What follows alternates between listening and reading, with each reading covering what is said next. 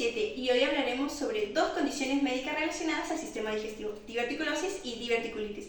Estas condiciones, estando relacionadas, tienen características, implicaciones médicas y tratamientos diferentes que exploraremos en este video.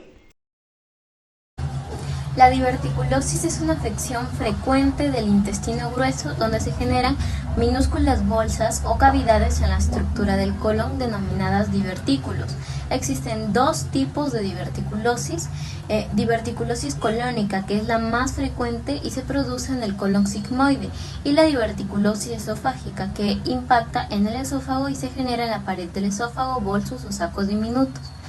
Se cree que la etiología podría estar asociada a una mezcla de factores tanto genéticos como ambientales. Algunos de sus factores de riesgo incluyen edad avanzada, el consumo de alcohol o tabaco, la obesidad, antecedentes familiares y una dieta baja en fibra. Su fisiopatología radica en la fragilidad de la capa muscular de la pared del colon. Esta falencia provoca que algunas zonas del colon sean más susceptibles a la aparición de divertículos.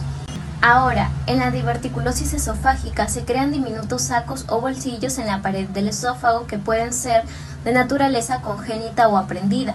Se categorizan en divertículos de Zenker, divertículos medios y divertículos epifrénicos, en función a su localización respecto al esfínter esofágico superior. Normalmente suele ser asintomática y generalmente es un descubrimiento incidental en pacientes que son objeto de estudios. En algunos casos se puede presentar los siguientes síntomas en la diverticulosis cólica: persistente estreñimiento o diarrea, gases e hinchazón en el abdomen, alteraciones en las costumbres intestinales, un ligero dolor abdominal que particularmente suele ser en la parte izquierda. Los síntomas de la diverticulosis esofágica pueden incluir problemas para pasar los alimentos, expulsión de alimentos no digeridos, dolor en el pecho, acidez estomacal, halitosis, que es el mal aliento, y pérdida de peso. Algunos exámenes diagnósticos pertinentes para valorar la diverticulosis son la endoscopía, la tomografía computarizada de abdomen, imagen simple de abdomen y el examen esofágico. Ahora les voy a hablar sobre el rol de enfermería y la atención y seguimiento. Voy a hablar sobre el rol del educador y consejero. Esto se basa en proporcionar al paciente y a su familia información clara y consistente sobre la condición, los factores desencadenantes y las medidas de autocuidado. Siguiente rol es el de coordinador de atención. Esto se basa en trabajar con dietistas, médicos y otros expertos de la salud para garantizar una atención integral. Y por último, soporte emocional. Brindar apoyo para reducir la ansiedad sobre los síntomas o el impacto que influye de la condición en su bienestar. La diverticulitis es una inflamación o infección de los divertículos en el colon, que son pequeñas bolsas formadas en las paredes intestinales. Esto ocurre cuando estos divertículos se obstruyen, creando un ambiente favorable para las bacterias. Afecta principalmente al colon, especialmente al colon sigmoide, y puede extenderse a otros órganos cercanos como el recto, el peritoneo y, en casos graves, los riñones. Las complicaciones incluyen perforaciones, peritonitis y sepsis. Factores de riesgo incluyen la edad avanzada, una dieta baja en fibra, la obesidad, el sedentarismo, el tabaquismo y trastornos intestinales como el síndrome del intestino irritable. Ocurre cuando los divertículos en el colon se obstruyen, generalmente por restos fecales. Esto genera una acumulación bacteriana que desencadena una respuesta inflamatoria local. La obstrucción y la inflamación aumentan la presión dentro del divertículo, lo que favorece la infección. La inflamación puede extenderse a los tejidos circundantes, provocando dolor, fiebre y otros síntomas. En casos graves, la inflamación puede causar perforación, abscesos o sangrados. Todo esto se debe a la debilidad en la pared y el colon. La diverticulitis reduce la motilidad intestinal, causando dolor abdominal y obstrucción. Activa la respuesta inmunológica con fiebre y fatiga y puede elevar la presión arterial y la frecuencia cardíaca, lo que en casos graves puede llevar a un shock séptico.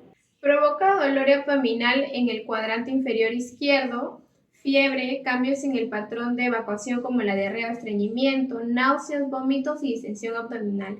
En casos graves puede ocurrir complicaciones como sangrado o perforaciones, lo que genera una mayor inflamación y riesgo de infección. El diagnóstico de la diverticulitis se basa en el examen físico, análisis de sangre, una tomografía computarizada, ecografía abdominal y en algunos casos una colonoscopía.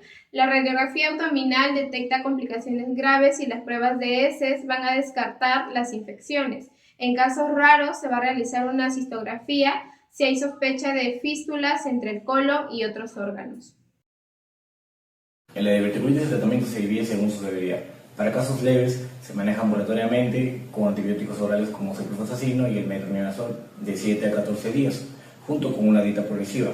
Para casos más graves se requiere una hospitalización con antibióticos intravenosos como sería la ampicilina y sulbactam, junto también con una hidratación parenteral. Y en situaciones donde hay complicaciones más severas como perforación intestinal o abscesos, se recurre a una intervención quirúrgica con una resección sigmoidea o un drenaje percutáneo, buscando así un manejo postoperatorio especializado. Rol de enfermería de la atención y seguimiento. El personal de enfermería ejecuta 3 niveles de cuidados fundamentales.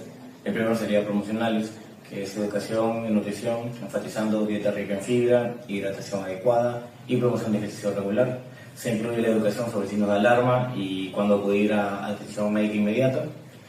Segundo serían los preventivos, que es una monitorización constante de los signos vitales, variación sistémica normalmente de la escala de EVA, control de características de posiciones y vigilancia sobre posibles complicaciones.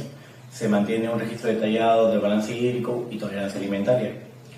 El último es manejo de la enfermedad, que es administración de medicamentos, control de infecciones y soporte nutricional, incluyendo el manejo de dispositivos como son las nasogástricas cuando sea necesario.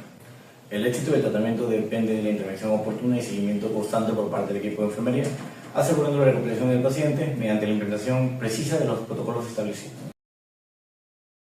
Aclarando las diferencias entre diverticulosis y diverticulitis, definimos que la diverticulosis es la formación de los sacos o bolsas en la pared del colon, conocidos como divertículos, mientras que la diverticulitis es básicamente la infección o inflamación de estos divertículos. En cuestión de la sintomatología, la diverticulosis en la mayoría de los casos es asintomática, mientras que la diverticulitis se puede presentar dolor abdominal en el lado izquierdo, náuseas, fiebre y cambios en el hábito intestinal.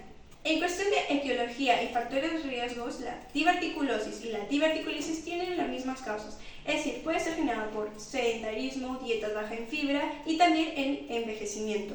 En cuestión de la diverticulitis, es básicamente la complicación causada por la diverticulosis.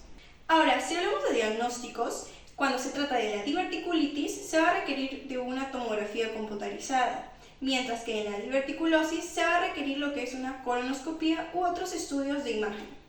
Pero si hablamos de gravedad y complicaciones, la diverticulosis básicamente no va a tener mayores complicaciones y va a tener un manejo conservador, mientras que la diverticulitis puede presentar complicaciones como abscesos, perforaciones, fístulas e incluso se va a tener un manejo o una intervención quirúrgica. Finalmente, la última diferencia es en el tratamiento. La diverticulosis va a requerir una dieta rica en fibra para evitar complicaciones, mientras que en la diverticulitis se va a requerir en casos más leves un control o tratamiento antibióticos, mientras que en casos graves, cirugía y manejo de vigilancia médica.